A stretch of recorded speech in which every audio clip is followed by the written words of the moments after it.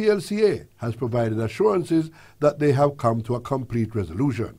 Red Stripe remains committed to the league and will continue to support and promote local football. That was an exclusive media advisory from Red Stripe Limited. Well, we are continuing with football. This time is the Reggae Boys, the Junior Reggae Boys, over there in Panama after a victory against El Salvador. We now go up against Mexico, and this match will be played on Saturday. It will be played in the Maracana Estadio in Panama City at in Panama time at 3:30 p.m. Much different from the midday game that we have. But we have online Andrew Edwards on the line. Hi, Andrew. Welcome to the program. Good evening. Thank you very much for having me. How are you? Oh, man, we are a good man. And we are much better after that performance against El Salvador. Well, thank you very much. It's our job to try and deliver the results as best we can. And while we are not very, very happy with the performance on the day, we are extremely grateful for the results. Mm-hmm. That match that we watched, and some of us got to look at, the USA versus Mexico. We saw some things that made us a little apprehensive, but some things that gave us hope.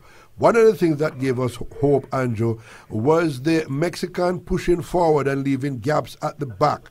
And if they continue like this will play into your hands. This is what we think. What is your assessment of Mexico before the match on Saturday?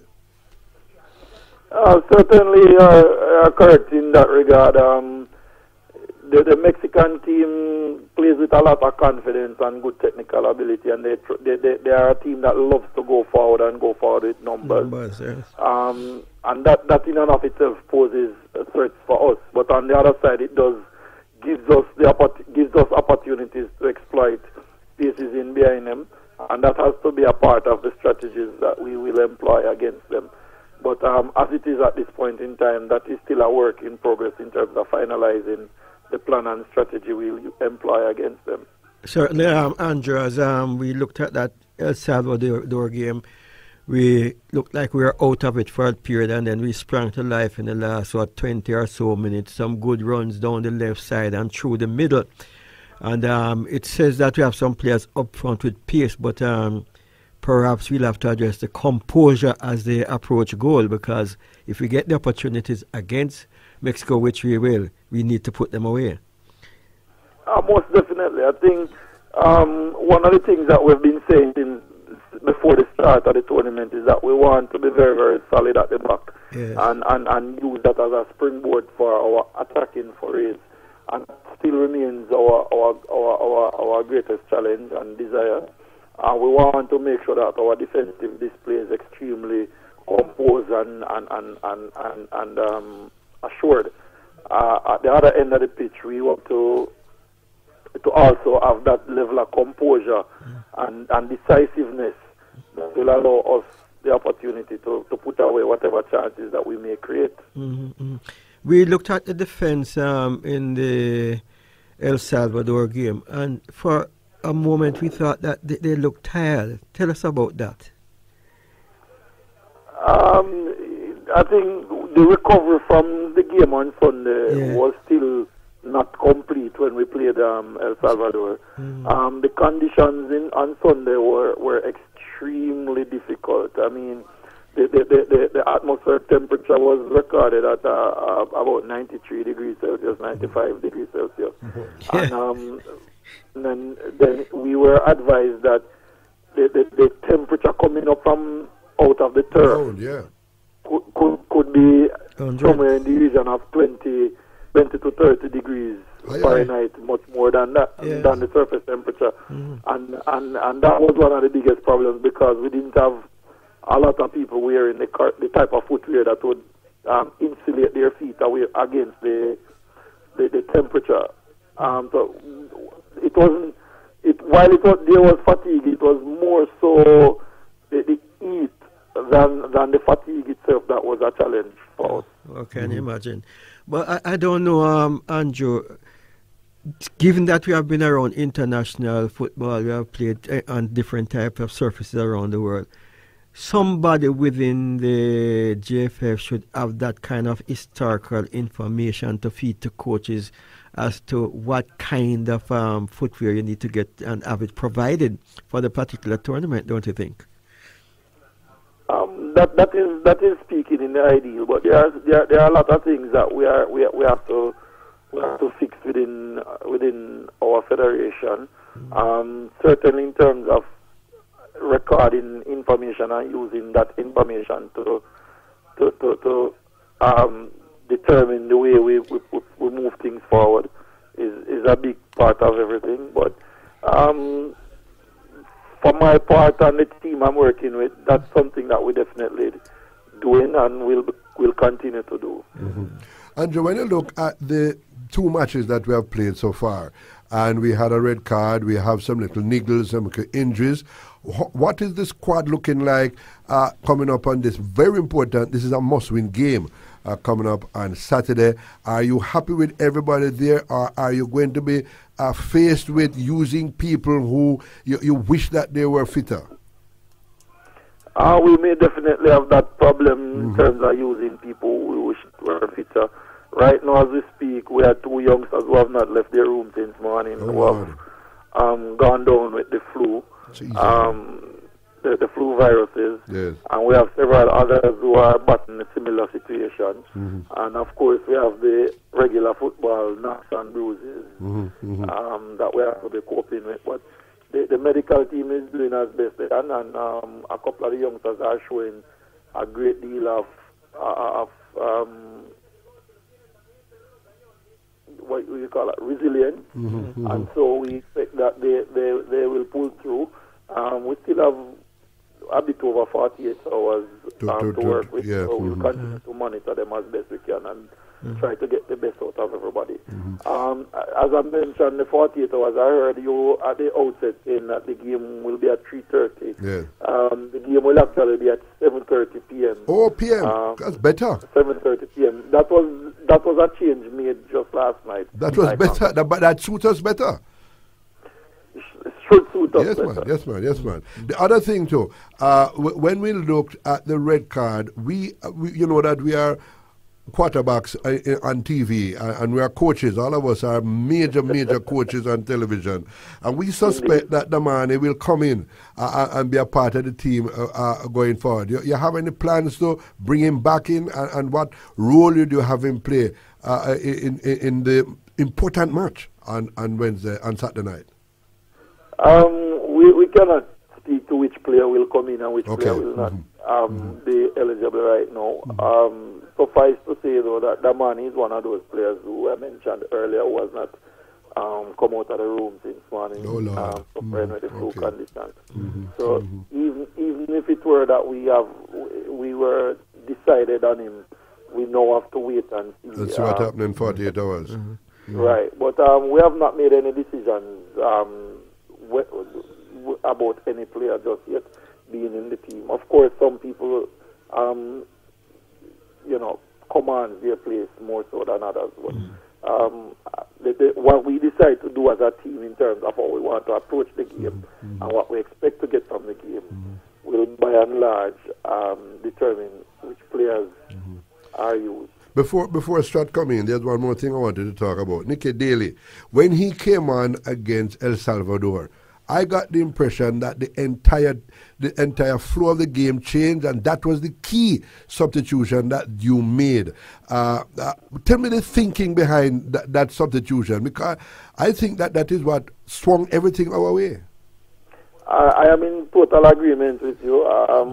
We analyzed the situation out there. We knew we were short a player, and we wanted some fresh energy at the front of the team, a player who could push back the El Salvadorian defensive line and give us that little more space and time in midfield, and that's exactly what Nicky brought to us. We managed to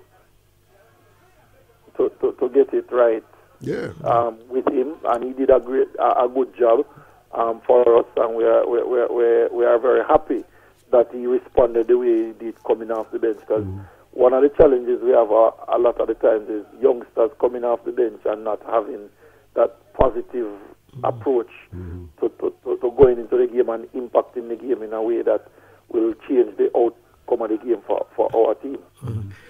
How was the victory seen after the game, Andrew, given the fact that after that we would have been out? What is the motivation level like? The motivation level is quite good. I still think, though, that we still have a lot of work to do in that regard, because I still believe that quietly there is some doubt as to whether or not we are good enough to overcome and tackle a Mexican team, especially after the kind of display that they put in against the USA last night, despite losing the game.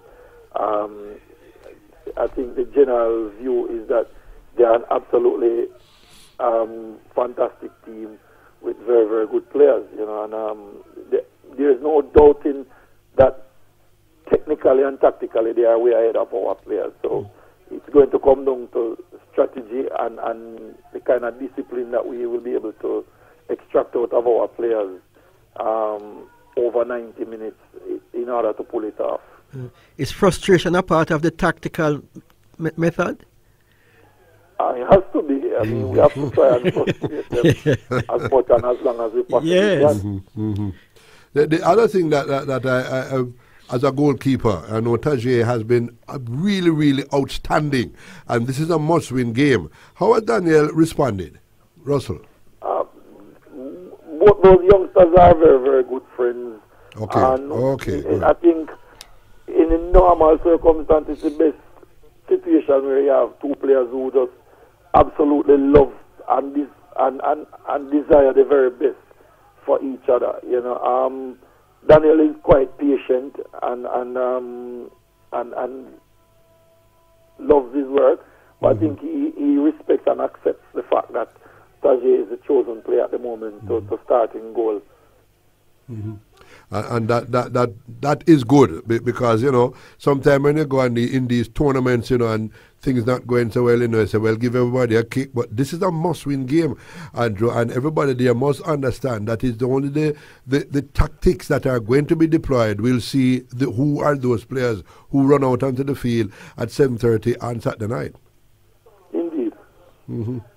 All right. I want to thank you very much for coming up. I wish you all the best. We are going to encourage that medical team to use some steam and some lemonade and some hot brandy.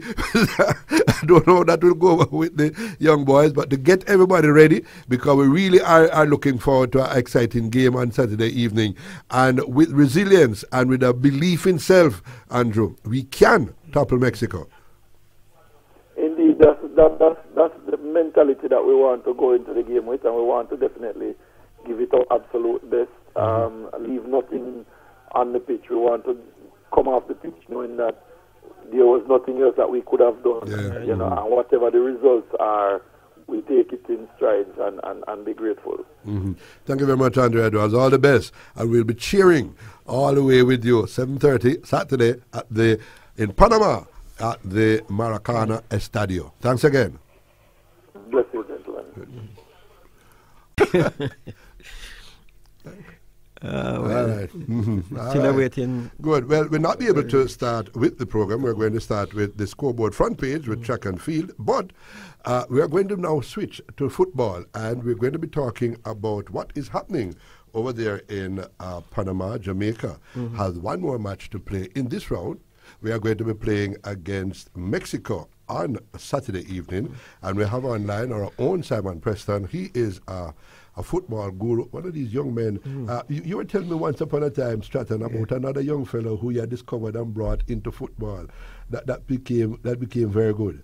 Well, I don't know if is it the African football team? Alton Gordon. Alton Gordon. Yes. I know Simon. Simon is a very knowledgeable man. We heard him as a youngster at age 12, and we forged a relationship. Good to see him mature to be here now, but always full knowledge and not afraid to tell you when you are wrong. This is how studied he is. Yeah, well, welcome, Simon. Welcome to the program.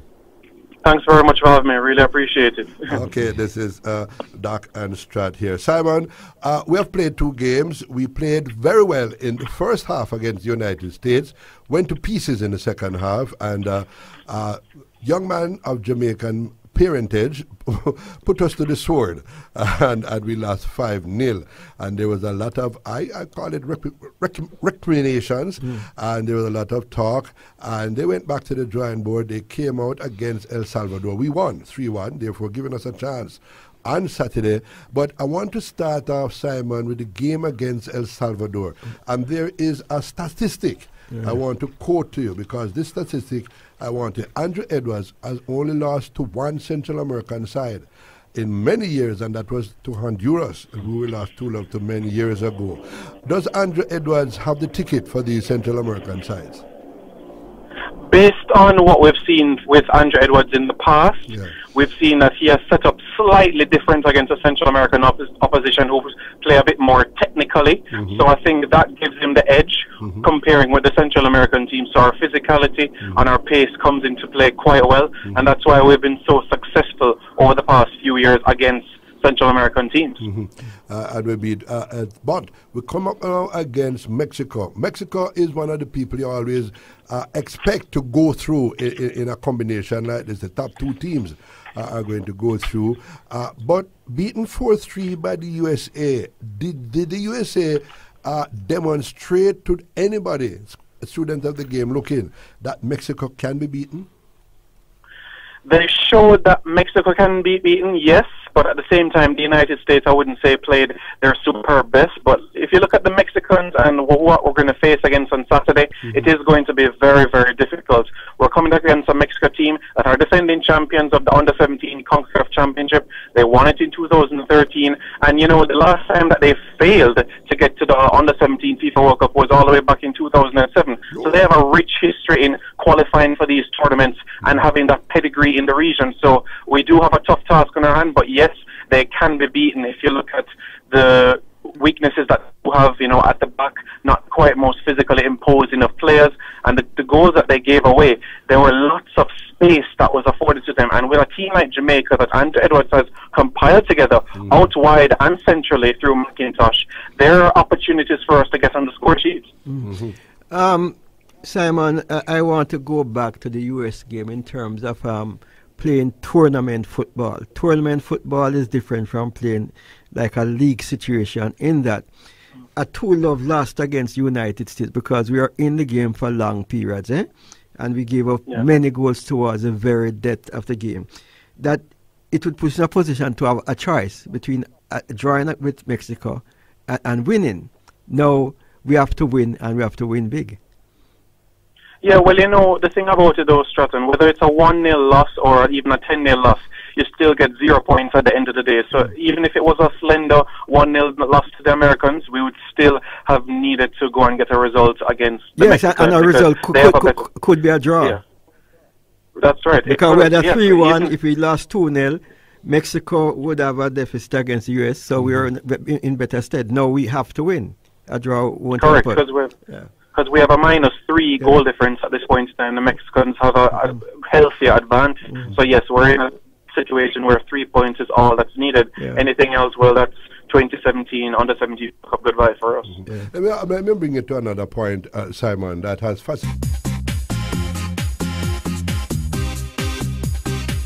Welcome back. We're on the front page of the scoreboard, and Jamaica's Under-17 Reggae Boys are in a must-win situation when they take on Mexico and Panama this weekend, Saturday evening to be exact. How will they fare? Here to guide us through the possibilities is our own football analyst, Simon Preston. Simon, when we took the break, I wanted to get your opinion on this. When I watch the EPL and the Champions League, and in particular Manchester City, the most technically gifted goalkeeper, he keeps for England, was sold because the manager insisted that this booting out the ball from your end into the other penalty area is not on. He wanted you to start the ball rolling from beside the penalty spot, beside the area, and distribute it down. I watched Jamaica's goalkeeper, very technically good guy, exceptional goalkeeper. He boots it down. He kept doing it in the second half, even though there were more American defenders than forwards. And yet, the Mexican goalkeeper, he distributes it to the side. Is it the way to go, or is it that different coaches have different things and you coach towards who you have on your side? Give me your opinion on that, on that observation, Simon. Well, if you look at the way that the Mexican coach Mario Arteaga, the former Mexico under-23 international, how he sets his team, every coach will have their different way of how each player should play. And the way that Mexico plays, they like to play out on that wide-hand side. But if the opportunity and space provides, they will go through the middle. So I can understand his sort of approach. Am I a fan of it? Not necessarily. I prefer going straight through the middle. And once you have those space, you use it quite well. And I think Jamaica has been doing that to some extent. But I think finishing has let us down. And I'm hopeful in the Mexico game we're able to make up for those missed opportunities throughout the tournament that we've missed. You have Clyde Judy online, but you want to say something? No, I just wanted to say, Simon, that many coaches prefer to start with possession of the ball. When you kick out the ball, it's 50-50 at best. And if, as Paul was saying, if you have 2 or 3 players up front against 5 defenders, then 50-50 becomes a worse equation. So you want to start, but the players have to have the confidence, and you have to have the schematics to build going forward. So many teams prefer, and it depends on the game. Sometimes you don't do the same thing. You put some long, but you put some short, but you want to start with possession. Clyde, welcome to the program, Clyde Giordini. Another of our resident football analyst. What do you think of those suggestions, Clyde? Passing the ball out from the goalkeeper and building, or does a big boot down feel? Each tactic has their place and their time and their cost that is fit to. The direct attack calls for a long punt going forward. Usually, players who are strong aerially or strong with their backs to the ball, or who has speed and particular power, they tend to play this service with a one-on-one or even a 1-against-3 situation if they think the player is good enough to win the ball in the desired space. It eliminates all the process of pass, interchange, beat, setup, transition, and then possibly finish.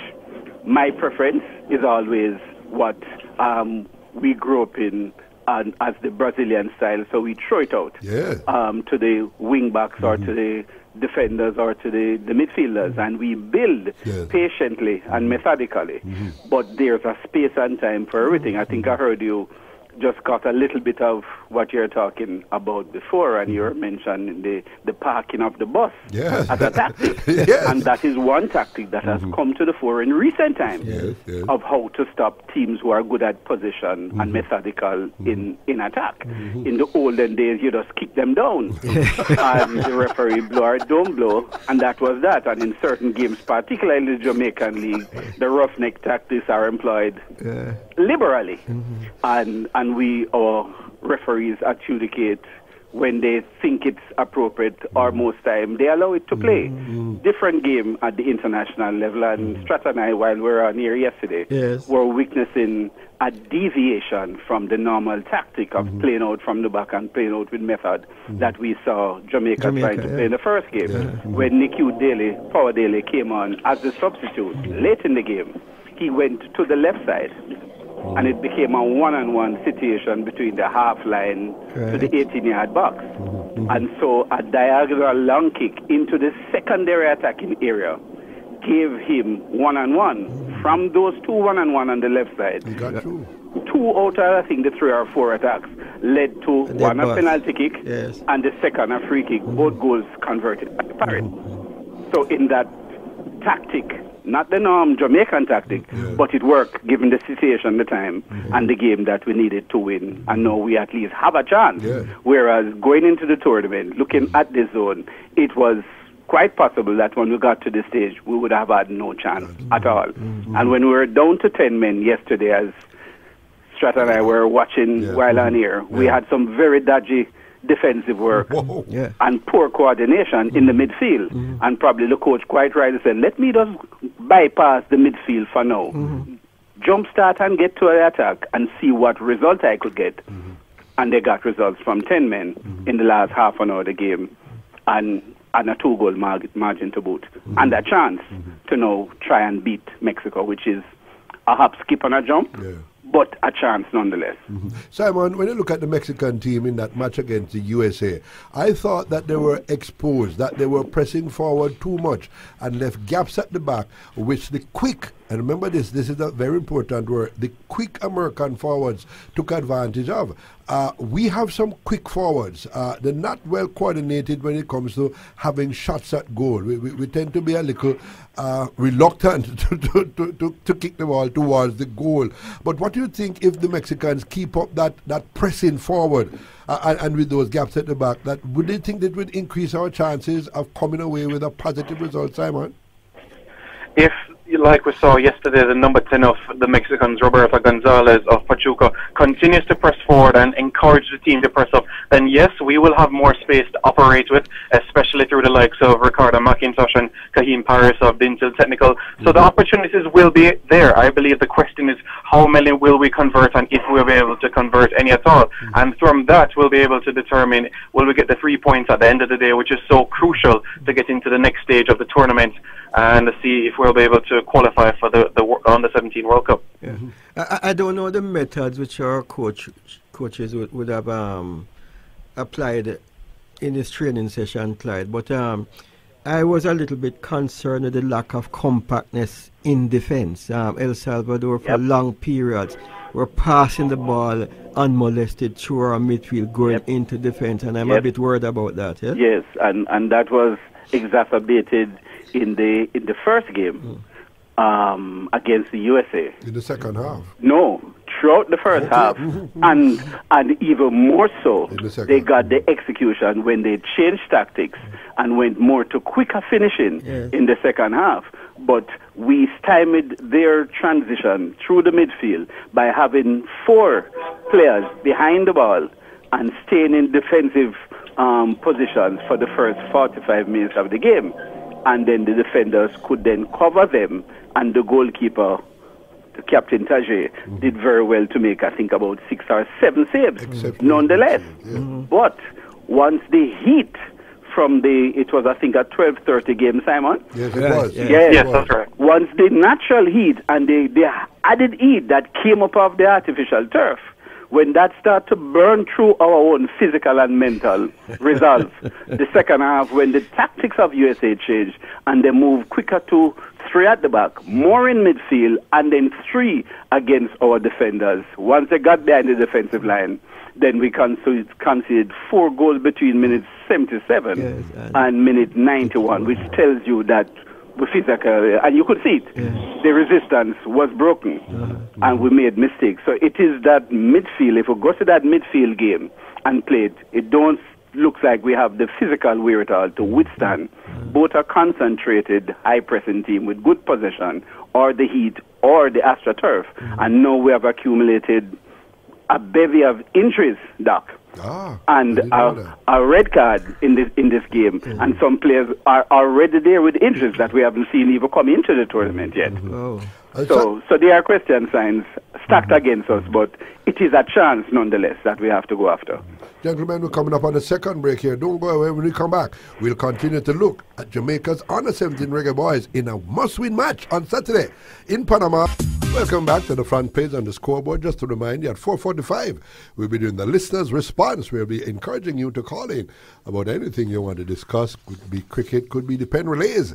It could be the Under-17 Reggae Boys over there in Panama on Saturday. The phone lines 1-888-991-5527, 1-888-935-5527, or the favorite text line 828-0925. We still have online Clyde Giordini and our own Simon Preston, and Clyde is ours as well. Not only Jamaica and Harbourview, Clyde. But Simon, when you look at Clyde brought out some important information when he was last speaking about the red card and the injuries, and we have 20 guys over there. What do you think the composition of the team might look like on that match on Saturday evening? I think it might be fairly similar to what we saw against El Salvador team, but I think one change that we've made because of the red card that we had yesterday is Damani Ozzie, one of the American-based players. He played against the United States. I think he's one that would come back into the team on Saturday. And I think Ricardo McIntosh will maintain his position up front alongside Kaheem Paris. Other than that, I don't really see much changes that will be made. I would still continue with Griffiths in goal. He's been doing a brilliant job for us. So from that point of view, I would bring back Ozzie in defence. What about Jawai Tope? When you look at that tall young man in the middle there, I think he was taken off early in the match against USA. Lumbering, does he merit a starting place, Clyde? Well, I'm not sure, and I'm not sure based on what tactic that the coaches are going to deploy in that game, who may best fit their bill, and I'm not sure also how bad the injuries are coming into the game, and that have been sustained throughout the first and our second game, or are recovering from. And as coaches tend to do in tournaments, when results are paramount, they may go to who is the fittest players and can contest or execute on the game plan they think is most prudent. And it was good to see in the last game their second half showed improvement to their first half when it was the reverse in the first game. So I think there may be some tactical lessons there that they have picked up, and it has helped. And they may want, I would hope, to go on in that vein to see tactically. I haven't seen the Mexican team yet, by the way. I saw the two or 1.5 parts of both Jamaican game. So they would have seen the Mexican team and then probably devising some ploy tactics and plans to try and counter them, because if we draw 0-0 or 5-0, we're out. So it's a game that we have to get a favorable result. And even though a draw is a favorable result, we have to get the maximum points. So we have to outscore them, which means our defense, which seems to be our weaker part of our game at the moment, has to be on point. And then we execute better going forward. But it's a win-at-all-cost game, and it's good. I would dare say, to repeat, that we have played ourselves into a position with 3 points and a plus, a -3 margin. But to get into scoring goals is always a good fillip to enter a game that you have to win for, because you have to score.